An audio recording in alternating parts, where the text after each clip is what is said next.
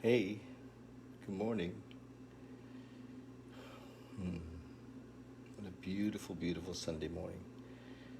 Um, I'm visiting in Vancouver, and it's gorgeous here. One of the most beautiful cities in the world. Hey, so I just, I don't know, as often happens, I sat down to do this morning and was empty. There was nothing there, nothing to say, and so the first thing that came was my mind saying, "I wonder why that is," and and then I had something to say, because that's what the mind does. The mind wants to make up stories, and it has to search for meaning, and and and if it can't, if meaning isn't somehow obvious, it makes up a story about what things are, and so in this path to awakening, my encouragement is for us to watch that we're believing the stories. We're letting our mind tell us, in a way, what's happening, and from its own perspective. It's all bullshit, really. The mind has a story about everything, and I call it the magical meaning making machine, because it just makes up, it just churns out story all the time. It's just saying this means this and this means that, so watch it. Just be aware of that, and that we're caught in that mill. It's like a grist mill. It's just churning out story after story. This must mean this, and I mean, we make it up about everything, the silliest things. If we have a story about why it snowed. We have a story about why we hit all the red lights.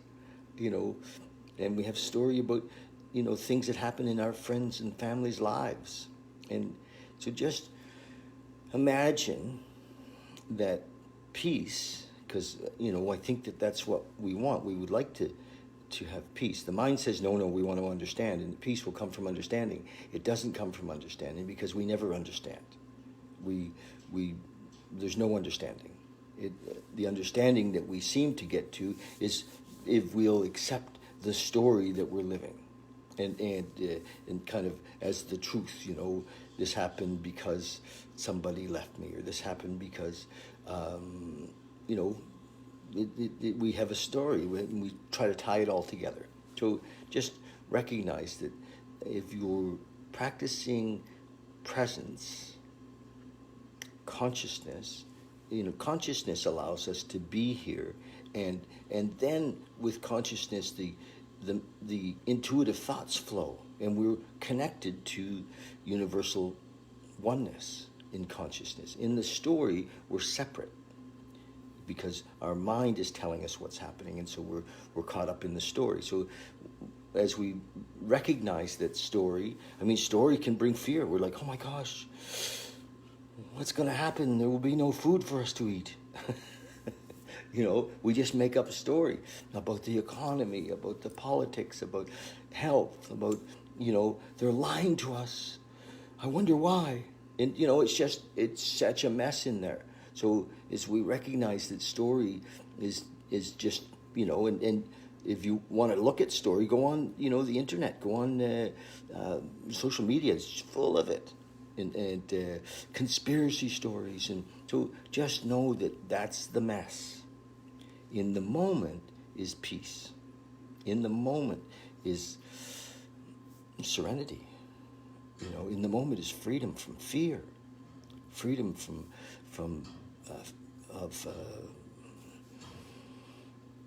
freedom from fear, and because it's story that's made up in the mind that creates the fear. So just let it go. Recognize there's a lot of upside to being present. We access love. Love is in the moment. Love is not in the story, you know, and in the we have romantic stories, right, and glamour stories, and hero stories, and the world has been telling us stories. Religion has told us a whole bunch of stories to try to get us somehow connected to the consciousness that there is a power in the universe. You know, so they have to make up stories and put faces on this power. And but know that if we're present in our breath and we're here and we access that power, it doesn't have a face. It is everything. We're in it. This is it. We are it. We are divine. Not in the story, in reality, in the moment. So that's you know, and if you know you're caught in the real pit of it, you know, with alcoholism and addiction and you know, obesity often is related to trying to avoid the story. I have many friends, and I have done it myself, where, you know, I'll just stuff myself with food to not feel, you know, and so the symptoms are there, and it's often because we're running from this perceived story. They're boogeymen. They're not true. It's bullshit. So be here now. Practice presence. And how do we be here now? One way is to serve others. When we're serving others, we're there in love. We're there, you know, and the story about our story disappears. And you know, we're out of ourselves. Prayer brings us into the moment. Breath, meditation can bring us into the moment. So, and in this moment, you know, we connect with this source. So that's the deal. And we keep our house clean, in a sense of, you know, how our relatings are with people. And we do our best to be honest in each moment, and to, you know, recognize that it's okay not to know, that we can just breathe and be there, and you know, and pick a path of awakening. Pick the most auspicious, as Muji says, the most auspicious possibility on this planet is to win. So that's the deal. All right. So I'm going to read. Sometimes I forget. I get caught up in telling, you know, this story, and I forget to read. But I'm going to read. The date is the 25th, I think, and not wearing my watch, so I can't tell. Is it the 25th of October? I think so. Does anybody know the date? 25th of October. Okay. There's 28th, 24th. Here we go. Okay, you guys, we're going to read. This is from this little book called the 24-Hour Day Book. And everything in here is, you know, on a lighter way of bringing us into connection with awareness of this power, you know, our superpower, really, which is universal intelligence and God as we understand him. So in this book, I love to read. And every time I promise myself I'm going to go buy some drugstore glasses, like even 120s would do it, and I forget. And here I am again, because the print's really small, but I think I can get it.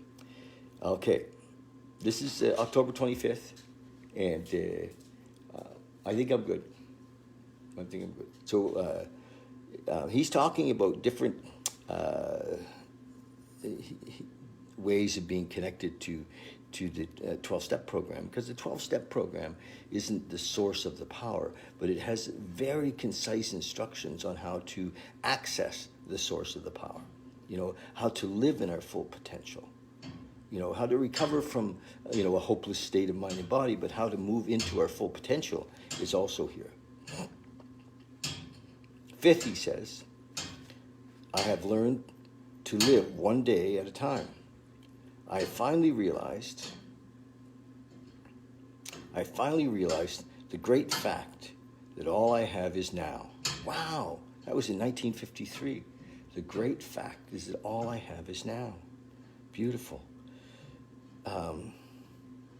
This sweeps away all vain regret, and it makes my thoughts of the future free of fear. Beautiful. He hit it. Who would have thought? Now is mine.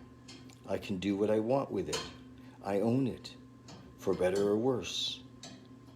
What I do now, in this present moment, is what makes up my life. Beautiful. As I've been saying, that's beautiful. Makes up my life. My whole life is only a succession of nows. Yes. Look at that. Hi, Amelia. Where was I? My whole life is only a succession of nows. I will take this moment, which has been given to me by the grace of God. Yes, yes, yes. And I will do something with it. Maybe not. Maybe I'll just be here in it. It's beautiful. What I do, of course, being here in it is doing something with it, isn't it?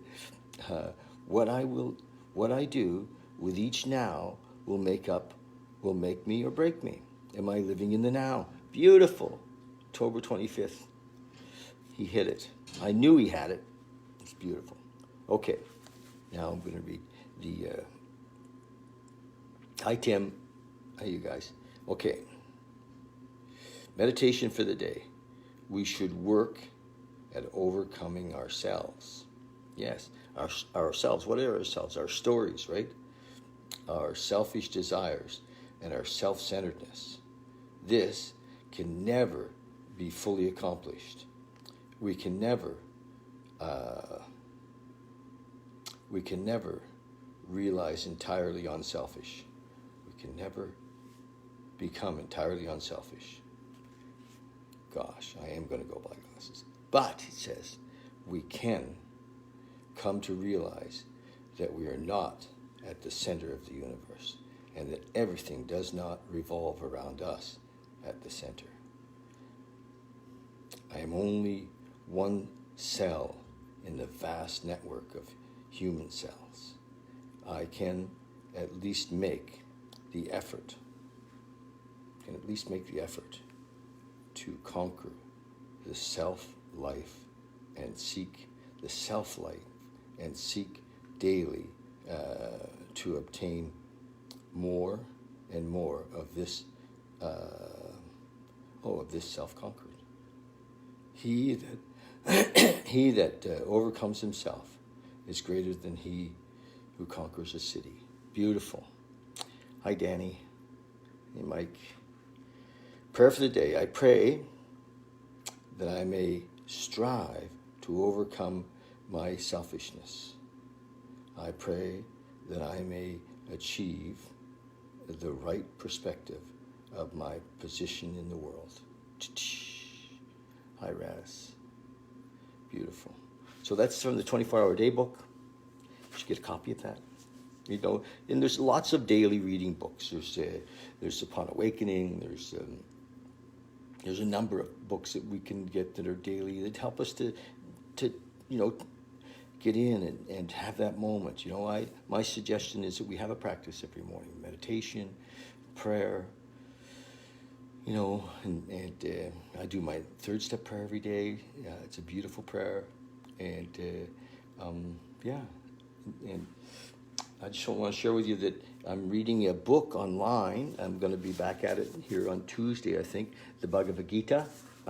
It's just a real book of wisdom, and I'd love to share it with you guys.